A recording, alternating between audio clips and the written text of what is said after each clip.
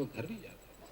हम लोग भी पत्र लिखते थे, लेकिन 10, 11, 12 बजते बजते यह संकल्प नहीं था कि आज इस पत्र को डाल देना है। डालते थे हम भी, लेकिन उसका यह संकल्प कि जब तक पत्र पूरा नहीं होगा तब तक हम घर वापस नहीं जाएंगे। ये जो संकल्प है उसने उसको उस ऊंचाइयों तक पहुंचाया है। आज के अवसर पर मैं इतना ही कहना चाहता हूँ मित्रों कि जिस संकल्प के साथ राजीव ने काम किया, स्वदेशी आंदोलन को बढ़ाया, यहाँ आप सारे लोग बैठे हुए स्वामी जी के सानिध्य में, बुद्धा चरणों में, हम सब लोग आपके साथ इस स्वदेशी आंदोलन को आगे बढ़ाएंगे, आगे बढ़ेगा, वह संकल्प पूरा होगा। यही राजीव के प्रति हम सब लोगों की श्रद्धांजलि होगी आज के अवसर पर। इतना ही।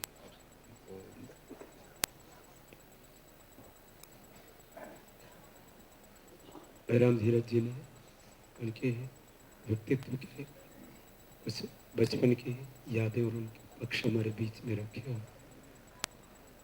वो जहाँ भी थे पूरी दृढ़ता से थे। जब वो पतंजलि योगपीठ और भारत स्वाभिमान के लिए समर्पित हो गए तो लेश मात्र भी उन्होंने अपने पास में शेष नहीं रखा कि मुझे इसके लिए जीना है। और जो हम सब देश प्रेम की इस अविरल धारा में बहती हुई अनेक नदियाँ जैसे सागर में जैसे विलीन हो जाती हैं नदियाँ अपने नाम अस्तित्व को खो के, ऐसे ही वो इस धारा में पूरी तरह से बह रहे थे। मैं उन्हीं को अपनी श्रद्धांजलि स्वरूप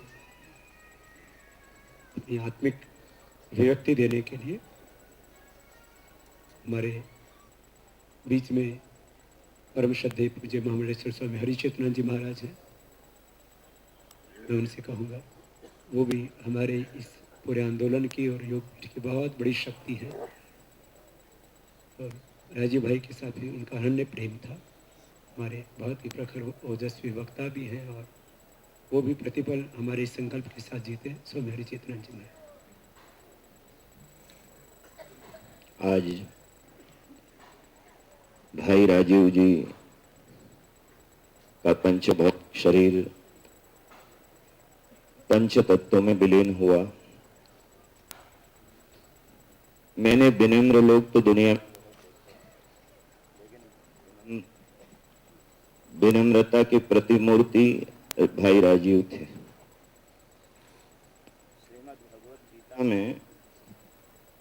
श्रीमद् भगवत गीता में कृष्ण को और गीता को दो नहीं कहा, एक कहा है। और ऐसे ही भाई राजीव जी व्यक्ति बनकर नहीं विचार बनकर के आए थे। और उनकी इस संन्यास परंपरा के प्रति इतनी निष्ठा थी कि जब हम पतंजलि योगपीठ में संत लोग जाते, भारत के लब्ध प्रतिष्ठित संत महादेव हमारे पूज्य रामदेव जी के आवाहन पर आते, वो संतों को सुनने के लिए फिर मंच से नीचे बैठ जाते थे। हमने ऐसा विचार कभी देखा नहीं अपने जीवन में। लेकिन एक बात देखो, जैसे वेदांत जो लोग जानते हैं सुनते हैं, जैसे माया के फेर में मकड़ी के जाले में शेर फंस जाता है, और ऐसे ही काल के जाल में भले ही उनका शरीर फंस गया हो लेकिन उनका विचार स्वतंत्र है। और वो स्वतंत्र होकर के आप देखना, उन्होंने एक बात कही पूरे देश के लोगों को, और उनको रामदेव जी महाराज जी जैसा एक सारथी मिला। मैं निवेदन करना चाहता हूं, अव्यक्तादीनि भूतानि व्यक्त मध्यानि भारत। बीच में ये व्यक्त होता है, बीच में शरीर लुप्त होता है, लेकिन विचार कभी लुप्त नहीं होता। उन्होंने कहा था कि आज इस देश के अंदर उनके भीतर बहुत पीड़ा थी। कल मैंने भी जब अचानक, क्योंकि बिरला घाट में वेदांत सम्मेलन चल रहा था और वहां से मैं जैसे ही आश्रम में गया, संयोग बस मैंने जब टीवी ऑन किया आस्था चैनल, और उस आस्था चैनल में नीचे पट्टी चल रही थी, पहले विश्वास नहीं हुआ। लेकिन मैं निवेदन करना चाहता हूं आपको, क्योंकि हमने बहुत देखे, वक्तव्य देने वाले बहुत देखे, वक्ता बहुत देखे, लेकिन मैं निवेदन करना चाहता हूं वो जैसा वक्तव्य देते थे वैसा ही वो जीते थे, वैसा ही उनका जीवन था। वो व्यक्ति नहीं थे, विचार थे। उन्होंने एक सुख पूरे देशवासियों को दी कि इस कुशासन के खिलाफ, इस अन्याय के खिलाफ, इस अत्याचार के खिलाफ, इस शोषण के खिलाफ, और इन अन्यायियों को अगर समाप्त करना चाहते हो, इस कुशासन को समाप्त करना चाहते हो, जैसे 5000 वर्ष पहले हमारा भारत का ऋषि कुशा के आसन पर बैठा था, और देखना एक बार कुशा के आसन पर बैठे हुए लोगों ने जिस तरह से सुशासन दिया है, शुभ व्यवस्था दी है, मैं रामदेव जी के सानिध्य में रह करके और वही प्रयोग कर रहा हूं, और आने वाले समय में देखना ये प्रयोग शिखरस्थ होगा, शिखरस्थ होते जा रहा है। आज सबकी नींद उड़ रही है। मैं निवेदन करना चाहता हूं, कई बार लोग मेरे से कहते थे, महाराज ये जो मंच में, ये भारत स्वाभिमान के मंच में बैठ करके राजीव दीक्षित नाम का जो व्यक्ति बोलता है, इसने कितनी पढ़ाई की है। मैंने कहा पढ़ाई कितनी की है ये मैं नहीं जानता हूं, लेकिन इसके भीतर एक व्यथा है। वो व्यथा ये है कि आज इस देश में क्या हो रहा है, आज शासन की स्थिति क्या है, प्रशासन की स्थिति क्या है, सत्ता के शीर्ष पदों पर बैठे हुए लोगों की स्थिति क्या है। और आने वाले समय में देखना यही व्यक्ति रामदेव जी के साथ में विचार बन करके आने वाले समय में एक शुभ व्यवस्था को देश के सामने, समाज के सामने और संस्कृति के सामने प्रस्तुत करेगा। और आप सबको, जैसे अभी रामदेव जी महाराज कह रहे थे, घबराने की आवश्यकता नहीं है, अब संशय की आवश्यकता नहीं है, क्योंकि जब हम कोई लड़ाई लड़ते हैं, क्योंकि मंजिलें ऐसे नहीं मिलती हैं, मंजिलों को पाने के लिए बहुत संघर्ष करने पड़ते हैं, बलिदान देने पड़ते हैं। राजीव जी का जो विचार है, जैसे गीता और कृष्ण दो नहीं है एक है, और ऐसे ही राजीव जी और उनका विचार दो नहीं एक है। अब आपका हमारा एक परम कर्तव्य है कि उनके विचार को हम जन जन तक पहुंचाएं, और देखना एक राजीव नहीं, एक रामदेव नहीं, करोड़ों रामदेव पैदा होकर के जिस दिन एक स्थान से निकलेंगे, तो लोगों के विचार बदलने की, ये व्यवस्था बदलने की बात नहीं हो रही है, ये विचार बदलने की बात हो रही है। विचार बदल जाएंगे, व्यवस्था बदल जाएगी। राजीव जी जब भी मेरे से मिलते थे, और मैं आपको निवेदन करूं, मैंने भी रामदेव जी को इतना भावुक नहीं देखा। बहुत बहुत तूफान आए, तूफानों ने बहुत कोशिश की, लेकिन हवाओं ने बहुत कोशिश की, तूफानों में भी चिराग जलते रहे। लोग कहते हैं सन्यासी भावुक होता है, लेकिन मैं निवेदन करना चाहता हूं, उनके माता पिता को जन्म देने, जन्मदात्री को, उनके पिता को जो कष्ट हुआ, लेकिन आज भारत की सन्यास परंपरा को, लेकिन हमारे साथ एक मजबूरी है, हम आपकी तरह आंसू बाहर नहीं कर सकते हैं। हम आंसू सन्यासी भीतर लेता है और गृहस्थी इसको बाहर फेंक देता है। लेकिन हम इतना जरूर आपसे कहते हैं कि उनके विचार को जब भी जहां भी मौका मिलेगा और हम इस राष्ट्र के सामने प्रस्तुत करेंगे, और जो कुविचार और जो कुशासन इस देश में सर्वत्र फैला हुआ है, और उसको भारत का ऋषि कुशा के आसन पर बैठ करके फिर एक समय वही जो रामराज की बात, रामराज की कल्पना थी, और उसको साकार करेंगे। हम भाई राजीव दीक्षित जी के लिए हम कई बार शमशान में गए, लेकिन हमने शमशान में इस तरह का वातावरण नहीं देखा। आप देखें, एक दिन हम सैर करने, दिल में कुछ अरमान थे, एक तरफ थी झाड़ियां, एक तरफ शमशान थे, पैर तले हड्डी चुभी, उस हड्डी के ये बयान थे, ये निशान जरा हम भी कभी इंसान थे। समत्व की भूमि से, समता की भूमि से, जिसको गीता में समत्व योग कहा है, इस समता की भूमि से आज भारत की संन्यास परंपरा एक संदेश दे रही है कि अभी भी सावधान हो जाओ, और यदि सावधान नहीं हुए और इसी तरह का एक कुशासन चलता रहेगा, तो कुशा के आसन पर बैठा हुआ ये संदेश आने वाले समय में परिवर्तन में बहुत सहायक होगा। उनके विचारों को आप आगे बढ़ाएं, उनके विचारों को आगे बढ़ाना ही उनको सच्ची श्रद्धांजलि देना होगा। ओम शांति। अद्भुत प्रणाम। और आज राजीव जी को यहाँ उपस्थित होकर के उनके इस अंतिम संस्कार अंत्येष्टि में हमारे पूरे देश भर से कार्यकर्ता, पूर्वांचल से कलकत्ता से लेकर के मुंबई तक, उधर जम्मू कश्मीर से लेकर के चेन्नई तक, गुजरात, राजस्थान, महाराष्ट्र, सारे देश भर से यहाँ मुख्य कार्यकर्ता और पूरा पतंजलि पीठ परिवार के आंतरिक लोग यहाँ पर हैं। और इसी में श्रद्धेय पूज्य संतों के साथ हमारे दोनों ही गुरुदेव, जहाँ गृह त्याग के बाद हमने प्रथम दीक्षा पाई, गुरुकुल खानपुर के श्रद्धेय पूज्य वंदनीय आचार्य श्री प्रद्युम्न जी महाराज, और गुरुकुल कालवा से हमने बाद में शिक्षा पाई, श्रद्धेय परम पूज्य वंदनीय गुरुदेव आचार्य श्री बलदेव जी महाराज। वो भी, क्योंकि राजीव हमने कहा कि अब वो इस परिवार का एक अभिन्न अंग हो गए थे वो। और जब मैंने इतना ज्यादा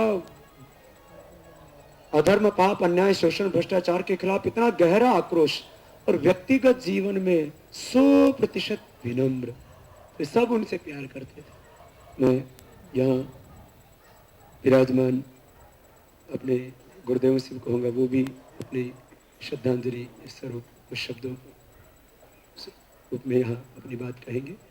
प्रथम मैं श्रद्धेय गुरुदेव आचार्य श्री प्रद्युम्न जी से महाराज जी से कहूँगा। इनसे वो कई बार कहते थे, गुरुजी मुझे आपसे पूरी व्याकरण पढ़नी है। थोड़ा थोड़ा संस्कृत पढ़ते भी थे, क्योंकि इतिहास के साथ साथ संस्कृत और संस्कृति से उनका अनुराग तो गहरा था ही, लेकिन वो बचपन में उनको सौभाग्य नहीं मिला। आचार्य जी से कभी कभी जाकर के दर्शन, उपनिषद, संस्कृत भी पढ़ा करते थे। गुरुदेव से कहूँगा वो भी 2 शब्द।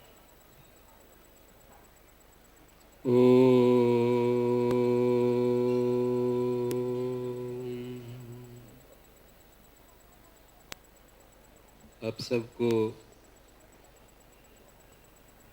विनम्र प्रणाम।